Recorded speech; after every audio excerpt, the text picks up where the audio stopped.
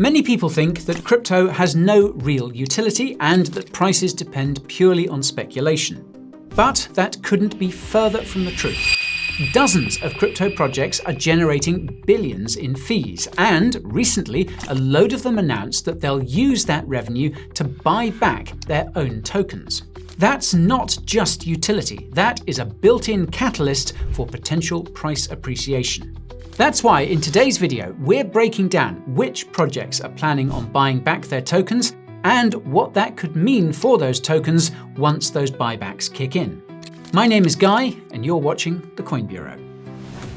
I'll start by saying, though, that I'm not a financial advisor and nothing in this video is financial or investment advice. It's educational content intended to inform you about a handful of crypto projects planning to do buybacks. If that sounds good, prove it by punching that like button, and let's get into it. Now, the first crypto project planning to do buybacks is Uniswap. For those unfamiliar, Uniswap was founded by Hayden Adams and it launched in November 2018. Uniswap has since become the world's biggest decentralized exchange, with $4.1 billion in total value locked at the time of shooting. More importantly, it's generated over $5.2 billion in cumulative fee revenue.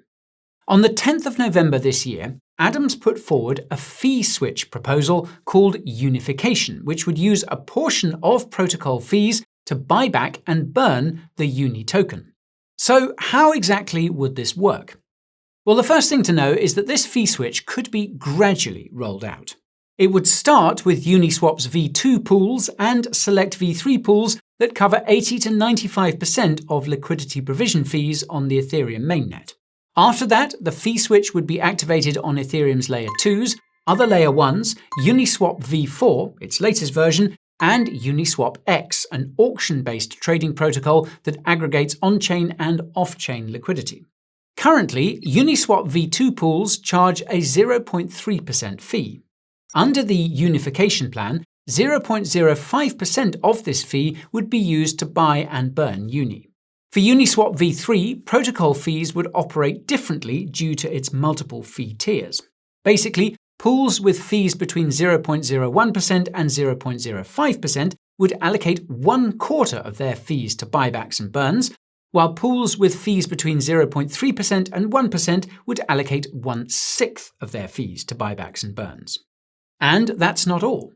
In case you didn't know, Uniswap has its own chain now. It's called Unichain, and it's also been generating fees. In the 9 months since Unichain's launch, it's processed around $100 billion in annualized DEX volume and $7.5 million in annualized sequencer fees. After the change, these sequencer fees would go to burning Uni, after deducting Layer 1 data costs and a 15% fee to Optimism for its role in the superchain ecosystem. Topic for another time. Anyways, on top of all these fees, there are also fees from Uniswap's hooks, which are essentially plugins introduced in V4 that turn Uniswap into an on-chain liquidity aggregator. Under the fee switch proposal, a portion of these fees would also go towards burning Uni tokens. And if that wasn't enough, Adams also proposed burning 100 million Uni from the Uniswap treasury. This is because this is roughly the amount of Uni that would have been burned if the fee switch had been active since the Uni token's launch. Now this is huge considering Uni's circulating supply is 630 million. The treasury burn alone would cut Uni's supply by over 15%. Taken together then, this works out as a 2.5% reduction in Uni's supply every single year. And as basic economics dictate, a smaller supply with the same or increasing demand means the price goes up. So then this begs the question of what this could all mean for Uni's price. Well, as bullish as the fee switch is, it's important to remember that it will be a gradual rollout. Some analysts suggest Uni could stabilize between $7 and $12 in the short term, likely through the remainder of 2025. By 2026, as the fee switch is activated across the protocol, many are predicting Uni could reach $15 to $20, assuming we're not in a bear market by then, of course.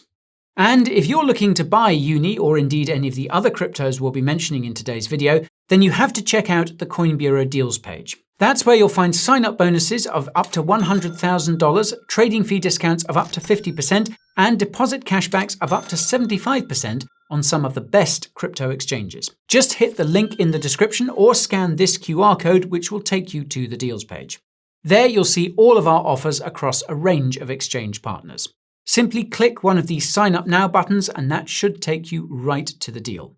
Now, these deals won't be around forever though, so take advantage of them while you can using the link in the description below or by scanning the QR code on screen now. Okay, the second crypto planning on doing buybacks is Lido Finance. For those unfamiliar, Lido is a liquid staking protocol for Ethereum. It was founded by Konstantin Lomashuk, Vasily Shapovalov, and Jordan Fish, better known as Kobe. Lido Finance launched in December 2020, and since that time it has dominated the liquid staking market with over $26 billion in total value locked and more than $2.8 billion in total fees generated at the time of shooting. On the 11th of November this year, Stakehouse Financial, which merged with the Lido DAO to form the Lido Finance operations team, proposed an automated buyback mechanism for LDO. Now, the proposal came the day after Uniswap's announcement, but the two plans are very different. Basically, LDO buybacks would be done through something called NEST, which stands for Network Economic Support Tokenomics. You can think of NEST as a programmable trading system. The plan is for a buyback mechanism to trigger automatically when two conditions are met: when ETH's price exceeds $3,000 and Lido's annualized revenue hits $40 million. Each time NEST is triggered, it would automatically buy 350,000 LDO tokens. However, there are a few limits, including a $10 million buyback cap every 12 months and a 2% price impact cap to prevent major price fluctuations. And we should note that the proposal doesn't specify what percentage of Lido's protocol fees would go towards LDO buybacks, although some analysts estimate that 10% of the protocol's staking rewards could be used to fund them. Anyway, alongside the buyback mechanism, Stakehouse also proposed a new Uniswap v2-style liquidity pool, which would be kick-started with 200,000 LDO and 50 WST ETH, the wrapped version of Lido's ST ETH. The aim of the pool would be to complement the LDO buybacks and boost the everyday use of LDO across dexes like Uniswap. Assuming the proposal passes, which seems highly likely, buybacks would start in Q1 2026. For context, spending the full $10 million would accumulate about 14 million LDO at today's prices. With LDO's circulating supply currently sitting at 890 million, that works out to roughly 1.6% of the supply, which is not too shabby. However, there is a caveat. Unlike Uniswap, which burns bought-back tokens, Lido plans to add its LDO to the liquidity pool mentioned earlier. So, while this technically reduces LDO circulation, the tokens still exist on-chain. In other words, the supply doesn't really change. Even so, this is still a bullish development that could boost LDO's price. In the short term, LDO faces key resistance around $1.45. With the right market conditions, though, that could break above this level, at which point it can set its sights on the next resistance zone at around $2. Notably, though, this is a conservative estimate, and that's simply because LDO could benefit massively from staked Ethereum ETFs expected to launch soon. These could bring huge institutional capital, meaning lots of ETH will likely be staked, some of which will go through Lido, the biggest staking protocol in crypto. Naturally, LDO's price would likely benefit from this influx of protocol activity and also the hype related to the headlines. Now, the third crypto planning on doing buybacks is Ethena, a decentralized stablecoin protocol on Ethereum.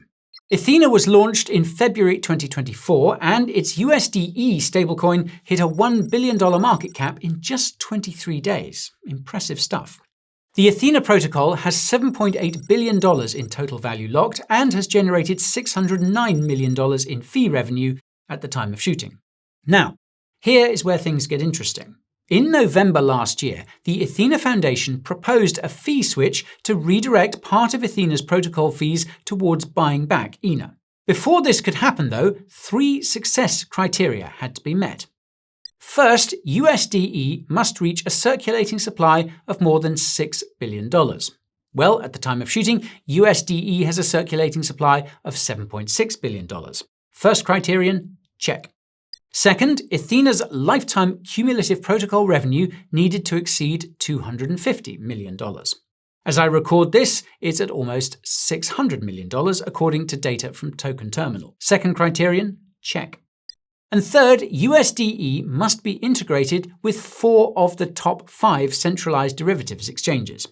For those wondering, these are Binance, Bybit, OKX, Gate, and BitGet. USDE is listed on 4, with OKX being the only exception. So, third criterion, check. So, the fee switch has been activated then, right? Well, no. Even though the Ethena Foundation confirmed in mid-September that the success metrics were met, Ethena's risk committee still needs to approve the final implementation details, including exactly how the fees will be allocated. Once finalized, though, the fee switch will be proposed and Ethena holders will be asked to vote to approve the proposal. For what it's worth, though, Ethena founder Guy Young has said the fee switch is a top priority, suggesting it could be finalized, well, any day now. When that happens, things could look very bullish for Ethena.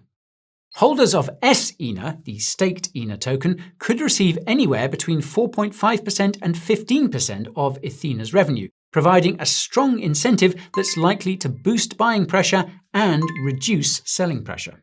According to Arthur Hayes, the fee switch could unlock $500 million in buyback potential. At today's prices, that's about 1.8 billion tokens, or 12% of the supply. Not surprisingly, the fee switch is highly anticipated and is expected to be bullish for Ethena. If it can break above a key resistance level at around 40 cents, then some analysts believe it could reach even $1 before year-end. A buyback mechanism being activated could be the catalyst.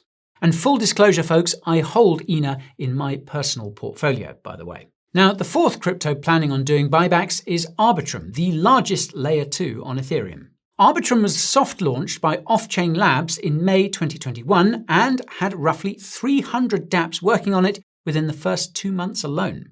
Its mainnet, Arbitrum 1, launched in August 2021. Now, Arbitrum has around $15 billion in total value locked and has generated over $160 million in fees. Back in March, Off-Chain Labs, the foundation behind Arbitrum, announced that it was planning to roll out strategic buybacks of the ARB token, which would be added to the company's treasury. Notably, the announcement came after ARB's price had tanked by around 85% in just 3 months, and right before more than 92 million ARB tokens were unlocked between March and April. If that wasn't suspect enough, Off-Chain Labs didn't disclose any specific details in their announcement, nothing about how much ARB they planned to buy back or how much they were willing to spend. Moreover, there have been no updates from Off-Chain Labs about any completed buybacks or any buyback plans since the announcement back in March. The good news, though, is that with so many projects racing to buy back their own tokens, it's possible that these plans could be put back on the table, which would theoretically be bullish for ARB's price. Now, of course, the impact depends on the details, as in how much ARB is bought back. For now, though, ARB faces a key resistance zone between 47 and 62 cents. Breaking above this could allow it to target around $1.15, at least in the near term. And more full disclosure, I also hold ARB in my portfolio. Now, as you might have noticed, it looks like many large crypto projects have started announcing buyback mechanisms, presumably due to the poor market conditions we find ourselves in. And yet, for many, their prices have continued to fall. So this begs the question of whether buybacks are really as bullish as people think. Well, from our perspective, the impact of the buybacks depends on several factors. Are the plans transparent? Is there enough demand without them? Do purchases represent a meaningful share of circulating supply? Are the tokens held long-term in a treasury or by the foundation, which could sell them for future development? And perhaps most importantly, is there a burn mechanism in place? After all, buybacks on their own are all well and good, but they also present a risk of huge amounts of tokens suddenly hitting the market again further down the line. The only way to truly prevent this risk is to burn them and remove them from circulation permanently. Even without token burns, though, crypto buybacks are bullish overall, and the trend we're currently seeing will likely continue, especially as market conditions continue to push project values down. When investors feel extreme fear, these initiatives help projects to stay relevant. Traders may be more inclined to invest in projects with buybacks, hoping to hedge their portfolios. In the long run, that should, in theory, be good for those projects with strong businesses and fundamentals. And with so many red candles out there, it certainly would be nice to see the occasional green one once in a while. Alright folks, that's quite enough from me for today, but if you're wondering what happens next as crypto prices collapse, then check out the video right here. And if you want to learn more about the fear and greed indicator, check out this video right over here. Okay, thank you all so much for watching, and I'll see you in the next one. This is Guy, signing off.